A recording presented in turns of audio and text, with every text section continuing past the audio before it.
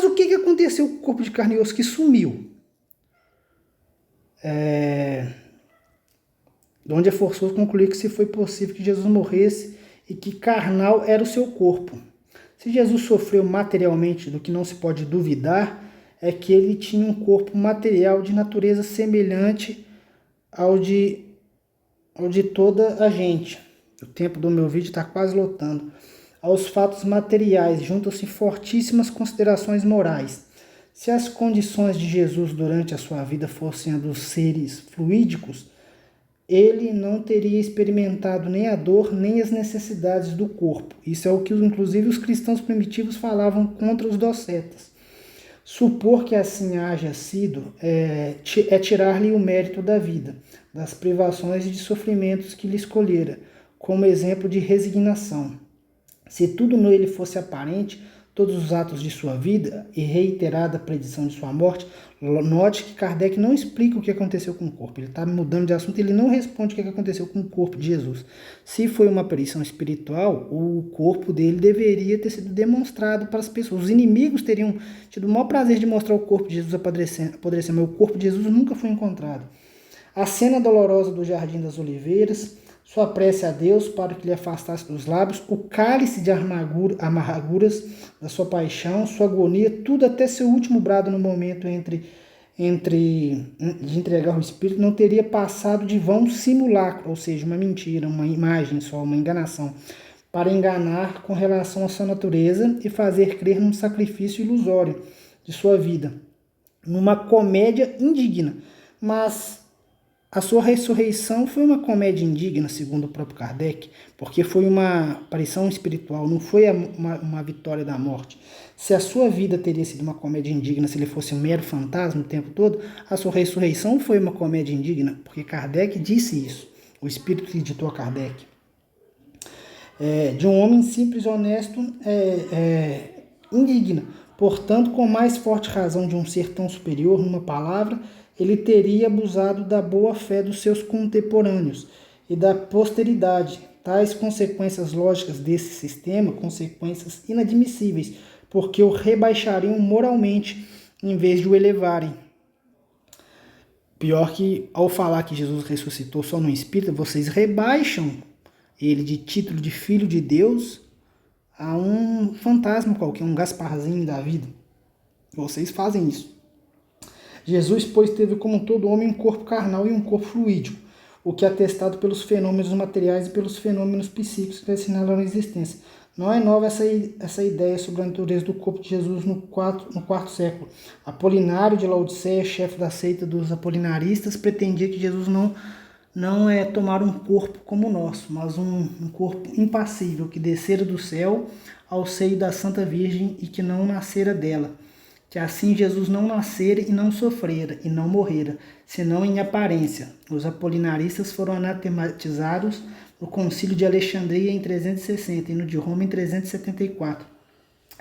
E no de Constantinopla em 381. Tinha as mesmas crenças docetas, seita numerosa de gnósticos que substituiu durante os 3 primeiros séculos. Você nota que Kardec não fala o que aconteceu com o corpo carnal de Jesus. Não fala, porque o corpo de Jesus desapareceu. O máximo que os inimigos de Jesus da época falaram foi que o corpo foi roubado. Mas qual o propósito de roubar um corpo? Inventar uma mentira, falar que ele venceu a morte e morrer por isso, né? Porque os apóstolos todos morreram pregando Jesus e a ressurreição. Na nota de rodapé do mesmo livro, o segmento que se deu, a sucessão que se deu sobre a doutrina, os estudos que continuaram, admitem que toda essa parte é um erro dos espíritos que ditaram a Kardec, porque olha só, no capítulo 15, item 66, na nota de rodapé 182, eles falam o seguinte: diante das comunicações dos fenômenos surgidos após a partida de Kardec, concluiu-se que não houve realmente vão simulacro, como igualmente não houve simulacro de Jesus após a sua morte. Ao pronunciar as palavras que foram registradas por Lucas 24:39, sou eu mesmo, apalpai-me e vede, porque um espírito não tem carne nem osso, como vedes que eu tenho. Isso está no livro A Gênesis, capítulo 15, item 66, nota de rodapé 182. Simulacro, no dicionário, é isso daqui, ó, é uma representação, uma imitação, um falso aspecto, uma aparência enganosa. Simulacro é a imitação feita sobre algo ou alguém, uma dissimulação, um fantasma. Ao admitir que nas pesquisas futuras concluiu-se que não houve simulacro de Jesus nem após a sua morte, é o mesmo que dizer que não houve mera simulação de fantasma. Ou seja, Kardec, ou pelo menos nas pesquisas futuras, percebeu-se que todas essas frases de Kardec aqui foram um erro. Ele não respondeu onde estava o corpo de Jesus e muito menos admitiu, porque o próprio Kardec diz que os docetas falaram que Jesus só existiu em espírito, certo? Ele fala essa palavra aqui, ó, que dizer que era um vão simulacro para enganar as pessoas e fazer tudo que ele fez num sacrifício ilusório de sua fazer tudo um sacrifício ilusório de sua vida seria uma comédia indigna, Ao falar que Jesus não ressuscitou, é tratar as aparições de Jesus como uma comédia indigna. É a mesma coisa que se ele fosse fantasma uma vida inteira e ele não venceu a morte.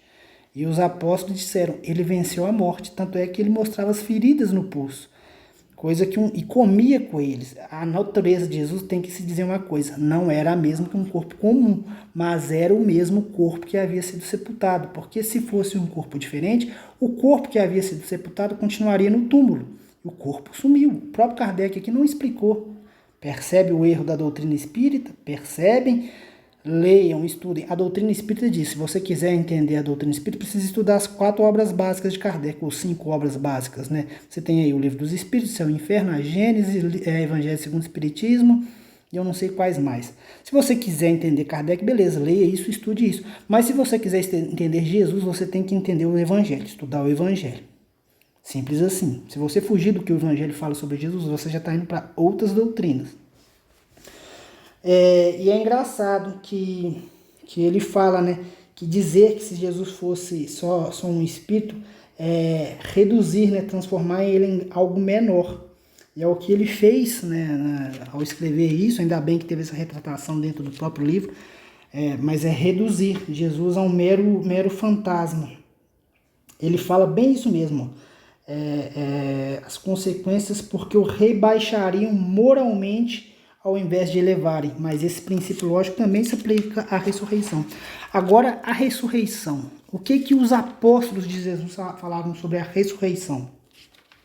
Sobre a ressurreição de Jesus Cristo. Inclusive, eles morriam por Jesus. Primeiro, eu vou tirar uma citação aqui de outro historiador do mesmo livro do Em Defesa de Cristo, na parte 3 do livro do Lee Strobel, parte 3, capítulo 11, a prova médica, página 267 e 268. Ele está conversando com um médico, né? E o médico diz isso aqui sobre a questão de Jesus, né?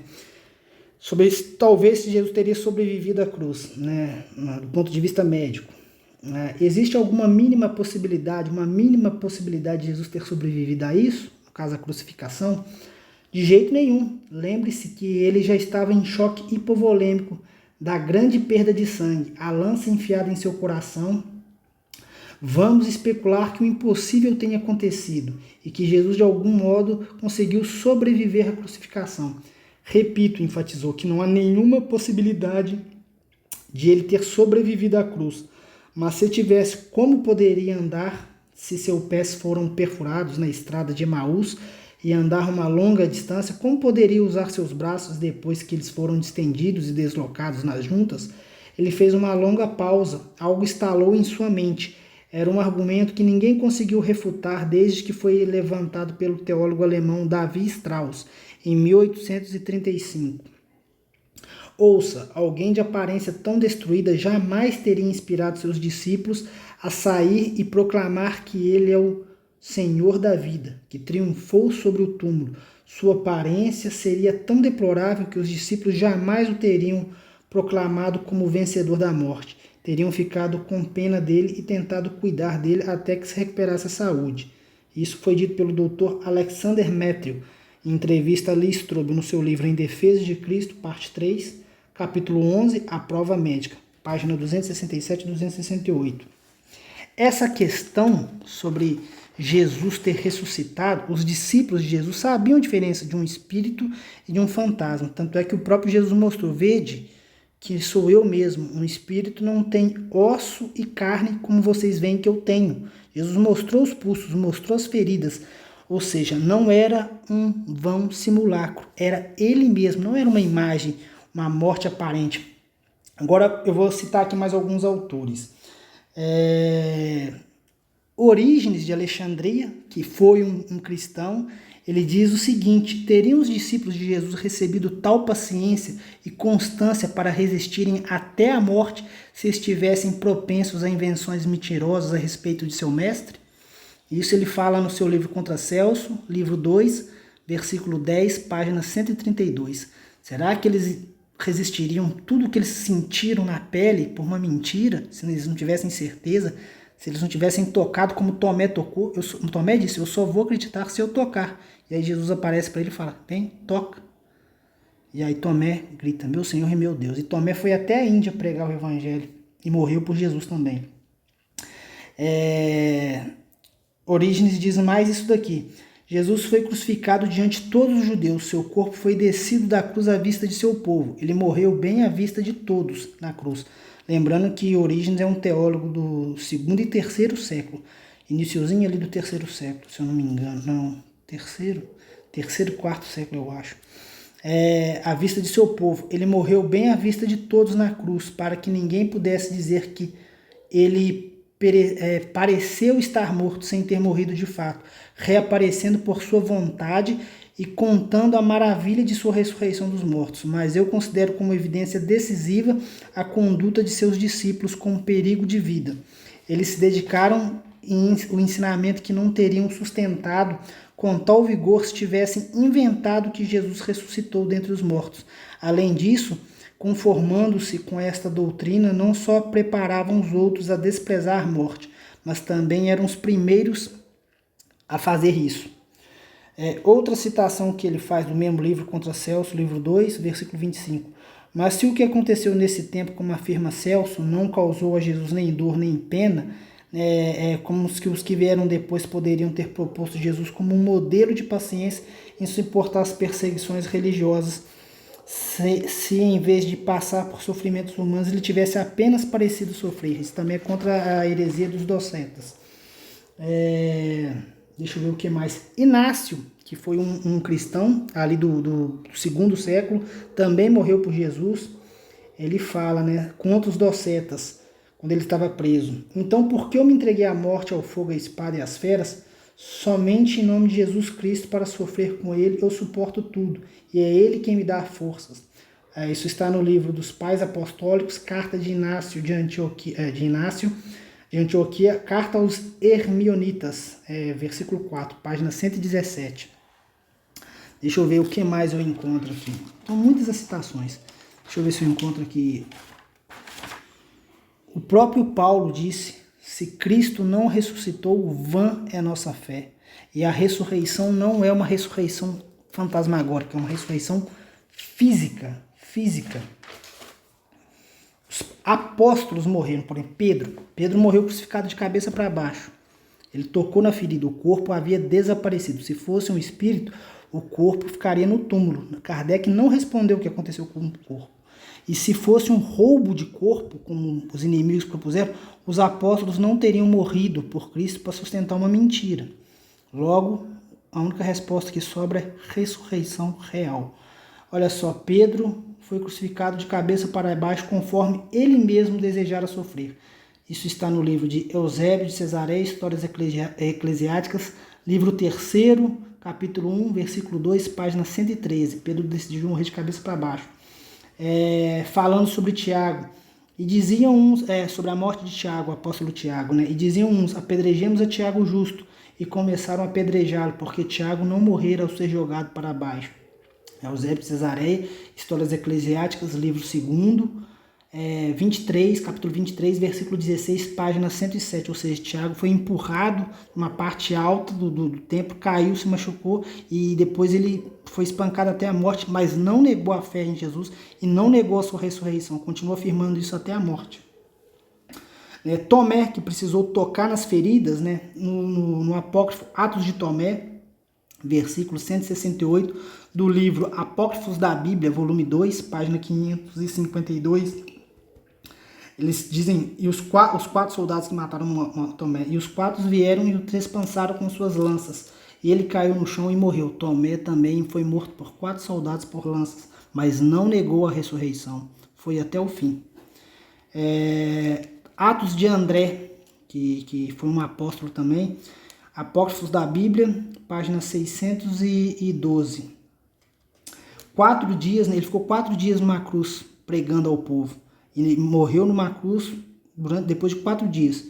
4 dias ele está pendurado na cruz e está vivo sem comer nada. Ele nos satisfaz a todos. Ele continua ensinando, até que a morte chegou para ele. E não negou a ressurreição. Pessoas que dão a vida. O próprio Jesus disse no Sermão do Bom Pastor: não existe maior amor do que dar a vida pelo seu amigo. Jesus deu a sua vida e depois todos os apóstolos deram a vida por Cristo para ensinar o evangelho sem negar a ressurreição. E sem negar a ressurreição, ou seja, a ressurreição foi algo testemunhado e algo mantido a preço de sangue. Os apóstolos não morreriam por algo que eles não teriam certeza. Se fosse uma aparição fantasmagórica, não teria sido algo único, porque fantasmas são relatados aí até da época de Sócrates. Sócrates falava que ele era aconselhado por um daimon, né, um espírito ali que aconselhava ele. Jesus, ele disse que ia fazer algo único na história, ou seja, que não tem antes nem depois dele. Só resta a ressurreição. Só resta a ressurreição. Sobre essa questão de ser único, ele compara inclusive com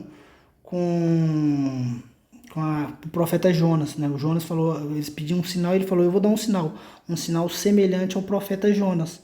Jonas foi um profeta que ficou 3 dias dentro do peixe. Ele falou: vai ser do mesmo jeito comigo. Um sinal, ele falou: olha, vocês me pedem um sinal, eu vou dar um sinal semelhante ao profeta Jonas. Sinal é aquilo que se destaca, que não tem antes e nem depois, que como se fosse um farol durante a noite na beira de uma costa. As trevas tomam conta de tudo e os navios só enxergam uma luz, que é o sinal que eles têm do faroleiro. Assim foi a ressurreição de Jesus. Não existe nada comparável, nem antes nem depois. Eu não posso dizer que foi um espírito, que foi uma mentira, foi algo único, um sinal. Se você não quer acreditar, tudo bem, direito seu, mas é o que os apóstolos afirmaram e o que eles deram a vida para manter. Por isso eu considero aqueles que defendem que Jesus apareceu só em espírito, ou como os muçulmanos dizem que foi outro que morreu no lugar dele, enfim, eles estão seguindo outra doutrina. Aquela que surgiu com os apóstolos e que foi mantida a custo de sangue, afirma: ele venceu a morte. E foram as melhores testemunhas de quem? Aqueles que conviveram com Jesus. Desse entendimento de sinal, você pode pegar no livro também de um pai apostólico chamado de Justino de Roma. No seu diálogo, acho que com o judeu Trifon, isso mesmo. Ele falando sobre a questão das escrituras antigas, né? Em debate com os judeus, eles falam que nas escrituras antigas, Isaías, que em Isaías fala que Deus daria um sinal, uma virgem conceberia um filho. E aí os judeus disseram que não, que o texto não fala isso, fala: Deus vai dar um sinal, uma moça dará um filho. E aí Justino diz: não, isso não é sinal de coisa nenhuma, porque moças têm filho o tempo todo, né? Moças, um sinal de grande coisa é uma coisa que nunca aconteceu. Agora, moças ter filhos, não, moças têm filho o tempo todo, ainda mais se a moça for jovem. Agora, uma moça virgem ter um filho é um sinal. Ele fala isso no seu livro, o conceito de sinal é esse. Então, quando Jesus disse: eu vou dar um sinal é algo único. Nunca aconteceu antes e nunca aconteceu depois. Por isso eu considero quem defenda que Jesus apareceu só em espírito como os antigos docetas falavam, estão errados. E alguns espíritas erram ao seguir essas doutrinas. Deixa eu ver se eu acho uma última coisa para comentar. No mais é isso. Os 3 erros que o Espiritismo tem são esses. O segundo concílio de Constantinopla, que não tem a ver com a reencarnação, com a alteração do Novo Testamento, que eu acho uma bobagem. Pelo que eu li aqui, citei para vocês, espero que vocês tenham tido paciência, né? A natureza de Jesus ser una com Deus e a ressurreição. Eu vou fazer um vídeo mais à frente sobre os gnósticos, né? Mas por hora eu quero só citar uma última coisa. Do livro sobre Irineu, contra heresias, né? Lembrando que até Chico Xavier reconheceu Irineu como um grande profeta. Irineu também morreu por Cristo, né? Chico Xavier, no livro Ave Cristo, ao falar de Irineu, fala que ele morreu espancado, sem negar a fé. Ele escreve o seguinte no seu livro Contra Heresias, livro 3º, capítulo 18, versículo 6, página 333. O mesmo vale para os que dizem que ele, Jesus, sofreu só aparentemente. Com efeito, se não sofreu realmente, não se lhe deve nenhuma gratidão, porque não houve nenhuma paixão. E em outra parte ele diz: e quando era levado à morte de Cristo e Sofia se retirou. Não, eu tô lendo aqui outra coisa aqui, é só isso mesmo. O mesmo vale para os que dizem que ele, Jesus, sofreu só aparentemente. Com efeito, se não sofreu realmente, não lhe deve nenhuma gratidão, porque não houve nenhuma paixão. A mesma coisa a ressurreição. Aqueles que negam a ressurreição de Jesus negam que ele tenha vencido a morte. Outra frase, esse que eu não vi. A frase do Justino que eu falei sobre a Virgem está no seu livro Diálogo contra o Trifão, 84, versículo de 1 a 3, página 240 a 241, da editora Paulus. E a parte que Jesus fala que daria um sinal está no Evangelho de Lucas. Esta geração pede um sinal, pois como Jonas foi um sinal para os ninivitas, assim o Filho do Homem será um sinal para esta geração. Lucas 11, 29 e 30. Não preciso me estender mais do que isso, não. Acho que eu já expliquei o suficiente. Já. Talvez mais para frente eu traga mais alguma coisa. Aqui, se Cristo não ressuscitou, vã é nossa pregação e também vã é vossa fé. 1 Coríntios, capítulo 15, 14. E o que Jesus fez para mostrar que ele havia ressuscitado? No capítulo de Lucas, versículo 24, 39, Lucas 24, 39, Evangelho de Lucas. Vede minhas mãos e meus pés, sou eu mesmo, ao palpar e vede. Um espírito não tem carne nem ossos, como vocês veem que eu tenho. Ou seja, Jesus fazia questão de mostrar os pulsos, ser tocado, ser abraçado. E levando em consideração o livro de Atos 1, Jesus fez isso durante 40 dias. Segundo o próprio Lucas, no livro Atos 1, versículo 1, ele diz que Jesus deu provas irrefutáveis que era ele mesmo, durante o período de 40 dias. E aparecendo, segundo Paulo, numa dessas aparições, aparecendo a mais de 500 pessoas. Na carta de 1 Coríntios, capítulo 15, Paulo fala que nas aparições Jesus apareceu numa ocasião a mais de 500 pessoas de uma única vez, se mostrando os pulsos, mostrando que era ele mesmo o corpo, só que um corpo glorificado, um corpo que poderia entrar em locais fechados. Não era um corpo comum, mas era um corpo. Os historiadores chamam isso de corpo glorificado, mas não era um fantasma. Deixa eu ver o que mais. Outra citação de Orígenes. Mas o que aconteceu neste tempo, como afirma Celso, não causou Jesus nem dor nem pena. Não, isso aqui eu já li. Eu vou ler uma última coisa que está em outro caderno meu de estudo, para que as pessoas entendam sobre essa questão da natureza de Jesus, da sua ressurreição. Os historiadores falam que Jesus, quando ressuscitou e os apóstolos testemunharam aquilo, não havia no vocabulário algo que pudesse, como é que eu vou explicar? Não havia no vocabulário dos judeus daquela época algo que pudesse explicar com palavras o que Jesus era, como Jesus tinha aparecido para eles. Tipo, eles tentavam explicar, mas não havia palavras. Como é que você vai explicar um homem que tem um corpo que come com eles, mas um corpo que de repente pode desaparecer, que estando os locais fechados, ele simplesmente aparecia no meio deles? Era um corpo, mas era um corpo glorificado, diferente.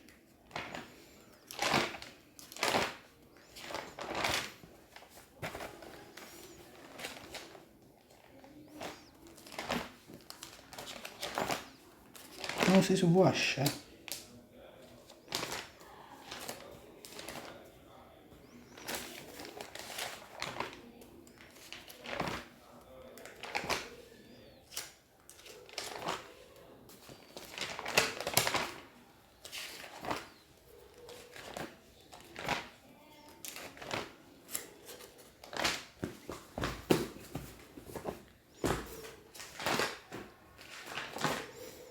Aqui é a ressurreição. O artigo é de um historiador chamado E.P. Sanders. Eu tirei da Enciclopédia Britânica.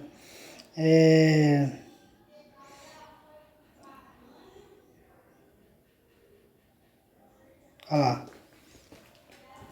Os autores, o relato de Lucas, no entanto, requer uma transformação. Os autores, em outras palavras, estavam tentando explicar algo para o qual eles não tinham um vocabulário preciso, como um corpo espiritual. Prazo de Paulo, o que Paulo deixa bem claro, mas era um corpo, não era um fantasma. Mas não havia vocabulário preciso para o que eles estavam testemunhando, que Jesus estava demonstrando para eles. Eles tinham certeza que era ele. É difícil acusar essas fontes ou primeiros crentes de fraude deliberada.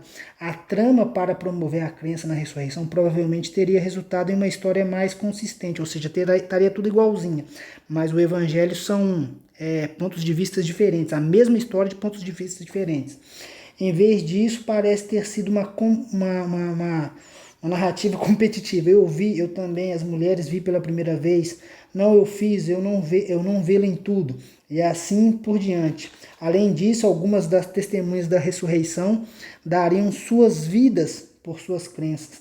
Isso também faz com que a fraude seja improvável. Esse é um artigo da Enciclopédia Britânica. Um artigo de um historiador chamado E.P. Sanders. Mas no mais é isso. São 3 coisas que eu não concordo com a doutrina espírita. Talvez mais para frente eu faça um vídeo sobre a ressurreição de Jesus, que eu pretendo, e sobre textos gnósticos, né, os textos apócrifos e o Concílio de Nicéia. Eu vou fazer isso um vídeo mais para frente, mas por hora é só isso mesmo. Obrigado. Se você teve paciência para ver até aqui, você gosta do assunto, então valeu.